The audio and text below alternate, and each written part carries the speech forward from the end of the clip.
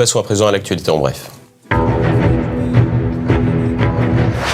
Nouveau rebondissement dans l'affaire du petit Grégory. Muriel Boll, la belle-sœur de Bernard Laroche, l'un des premiers suspects dans l'affaire, a été interpellée ce mercredi matin. Elle a été placée en garde à vue et conduite dans les locaux de la gendarmerie dans les Vosges pour y être entendue. Muriel Boll avait notamment déclaré en 1984 avoir assisté à l'enlèvement du garçon avant de se rétracter. Cyberattaque mondiale, un virus informatique s'est propagé mardi, frappant les systèmes de nombreuses entreprises et administrations. Il demande notamment le versement d'une rançon en échange des données volées. Il pourrait s'agir d'une variante du ransomware Petya, détecté en mai 2015. Le secrétaire d'État chargé du numérique, Mounir Majoubi, évoque un niveau d'attaque sans précédent. Marseille déclare la guerre aux vendeurs de kebab. En mettant en place un périmètre de sauvegarde du commerce, la municipalité affirme ne plus vouloir de snacks pour privilégier le haut de gamme.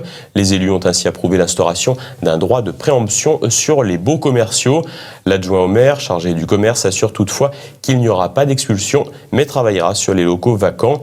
1,5 million d'euros vont être investis pour créer une charte de qualité. Marseille pourra enfin ressembler à une ville française. Les clandestins, nouveau bras armé des dealers. À Lübeck, dans le nord de l'Allemagne, de plus en plus de migrants se tournent vers le trafic de drogue pour gagner de l'argent.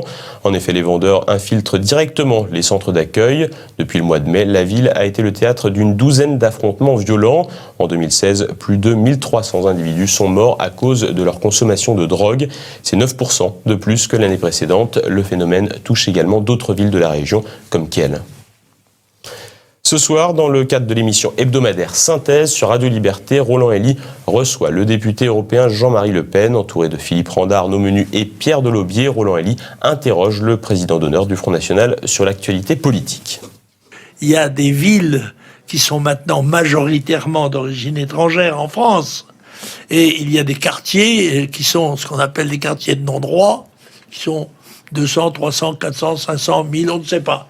À la vérité, car tous les problèmes qui se rattachent à l'immigration sont masqués délibérément par les autorités, quelles qu'elles soient, et les gouvernants ont regardé ces problèmes, comme l'a dit Madame Tribala, qui est une grande démographe, de gauche d'ailleurs. Elle a même à un moment donné de sa vie écrit contre le Front National. Je pense qu'elle a dû réviser ses positions depuis. Elle a écrit un livre qui est très révélateur qui s'appelle « Les yeux grands fermés ». Voilà. C'est, dit-elle, comme cela que les autorités regardent des problèmes. Ils n'ont pas le courage de regarder la réalité en face, moins encore de le dire. Et dans Perles de Culture, Anne Brassier reçoit le réalisateur Daniel Rabourdin pour son docu-fiction La rébellion cachée sur la guerre de Vendée. L'historienne Marion Sigaud présente ensuite son ouvrage Le tournant de la Régence. Retrouvez enfin Pancrace Malherbe pour le 17e congrès annuel du mouvement catholique des familles les 7, 8 et 9 juillet près de Châteauroux dans l'Indre.